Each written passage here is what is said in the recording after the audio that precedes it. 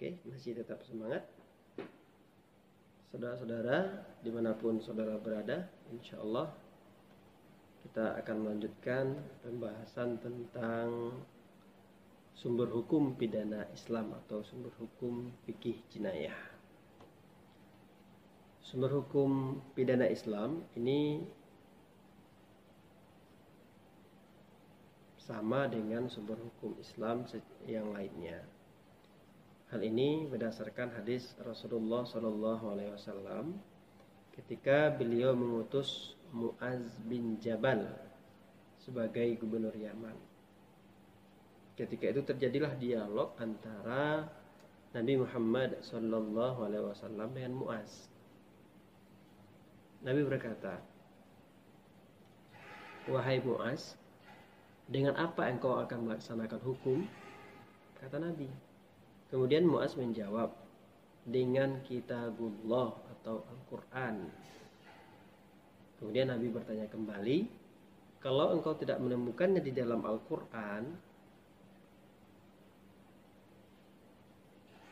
Muaz menjawab, "Dengan sunnah Rasul." Kemudian Nabi bertanya kembali, "Kalau juga tidak engkau temukan di dalam sunnah Rasul?" Kemudian Muaz menjawab, "Saya akan berijtihad dengan akal saya dan saya tidak akan putus asa." Kemudian Nabi menyampaikan, "Segala puji bagi Allah yang telah berkenan memberi petunjuk kepada utusan Rasulnya yang direstuinya." Ini berdasarkan hadis riwayat Bukhari. Saudara-saudara, dimanapun saudara berada, dari hadis ini kita dapat mengambil poin penting bahwasanya sumber dari segala sumber hukum Islam ini yang paling utama adalah Al-Quran. Kalau kita contohkan kepada konteks yang kita bahas sekarang ini adalah tentang fikih jinayah, maka kita ambil satu poin saja, yaitu tentang pencurian. Jadi sumber hukum pertama yang akan menjadi panduan kita untuk menetapkan hukum adalah dari Al-Quran. Ayat Al-Quran yang mana? Seperti itu.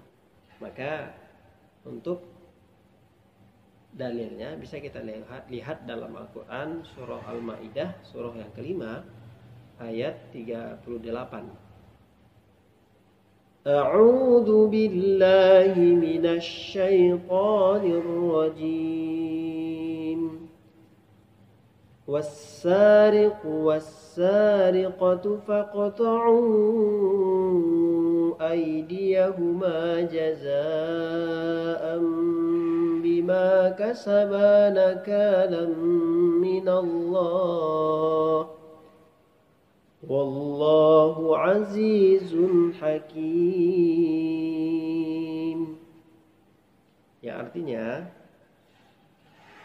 adapun orang laki-laki maupun perempuan yang mencuri, potonglah tangan keduanya sebagai balasan atas perbuatan yang mereka lakukan dan sebagai siksaan dari Allah. Dan Allah Maha Perkasa, Maha Bijaksana. Selanjutnya, setelah kita ketahui bahwasanya dalil Al-Quran tentang larangan mencuri, kita juga harus mengetahui sumber hukum kedua, yaitunya dari sunnah ataupun hadis Rasulullah SAW. Yang pertama tadi Al-Quran, yang kedua sunnah ataupun hadis. Hadis ataupun sunnah yang melarang mencuri itu bisa kita tengok hadis yang populer tentang bagaimana Rasulullah SAW dengan keadilannya mengatakan bahwasanya, "Demi Allah yang jiwaku ada di tangannya, seandainya Fatimah binti Muhammad mencuri, niscaya aku akan memotong tangannya." Hadis riwayat Bukhari dan Muslim. Dari hadis ini juga kita ketahui bahwasanya Rasulullah Shallallahu Alaihi Wasallam akan memotong tangan si pencuri, walaupun yang mencuri tersebut adalah anak kandungnya sendiri, yaitunya Fatimah. Kemudian dari hadis Nabi yang berdialog dengan Mu'az tadi, sumber hukum pidana Islam yang ketiga yaitunya bersumber dari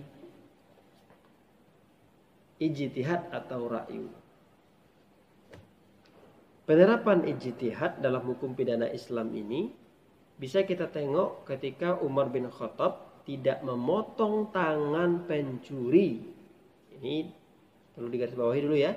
Tidak memotong tangan pencuri karena mengetahui orang yang mencuri tersebut dalam keadaan lapar dan ia mencuri hanya untuk bertahan hidup.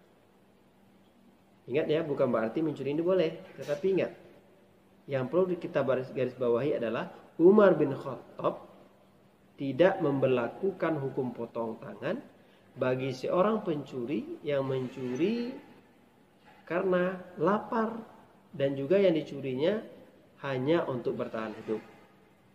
Jumlah barang yang dicuri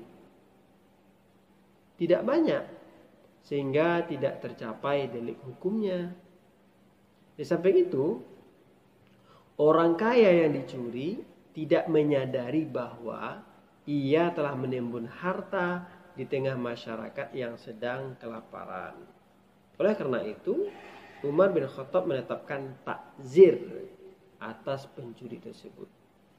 Jadi hukum potong tangannya diganti dengan takzir.